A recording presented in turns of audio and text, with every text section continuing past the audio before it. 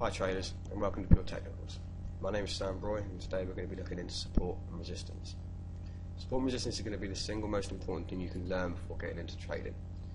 Understanding certain levels in the market where things are likely to change direction or retrace, and also understanding why is going to assist you greatly in becoming profitable in trading.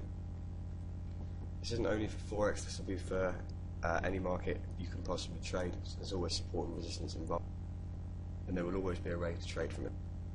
So first things first, people usually think you need to mark levels on your charts where there is any change in direction, and this isn't entirely true. The most important levels to mark are the ones on the daily or the 4-hour chart, because they're the most significant. They are the strongest, and they're also the most likely to help you find a signal into a profitable trade. So let's begin. This is a live daily chart of the Euro USD, and as you can see,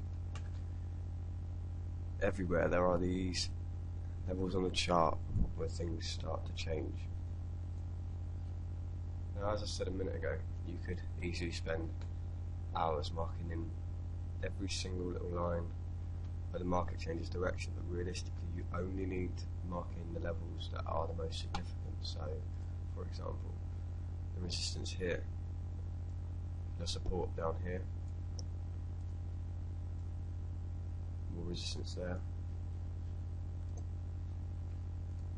and the level right at the top here. Now at this moment in time, these are the only support resistance lines you're going to need. You can see this mark here at 1275 is holding as a floor, and you can see this level here at 1.34200 is holding as a roof. This is the trade range.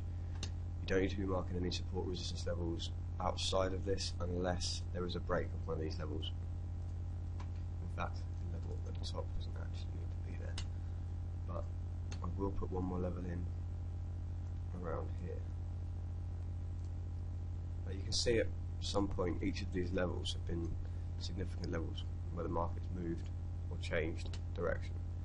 So on an approach on these levels, say when the market sells off and reaches 1.30, I'd be expecting things to change direction or retrace.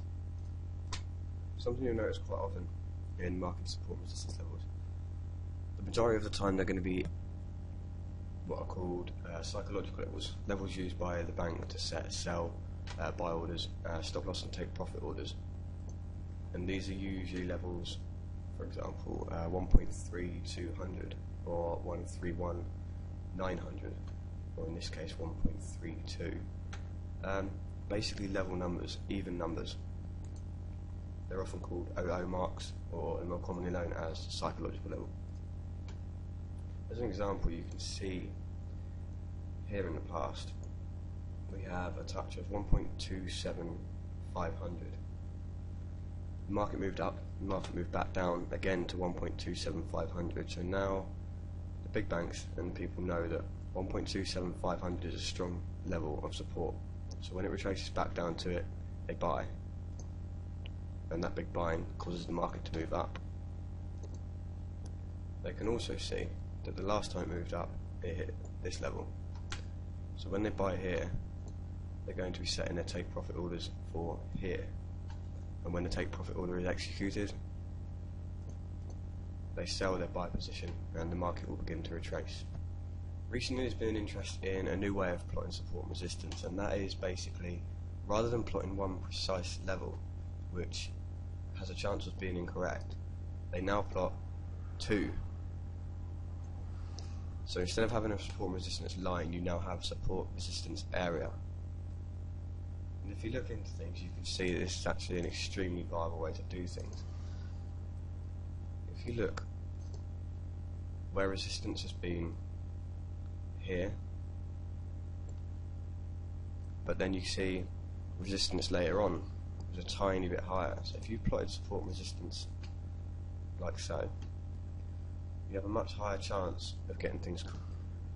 So now, rather than trading or exiting a trade when you see support or resistance come up at a precise line, instead you exit a trade when you come up to a rough area.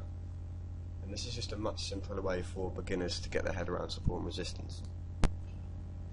Finally, one last thing you should always remember. You can see here there is resistance. And then in the future, after a break, you can see it acts as a level of support. And the rule is, old support becomes new resistance, and old resistance becomes new support.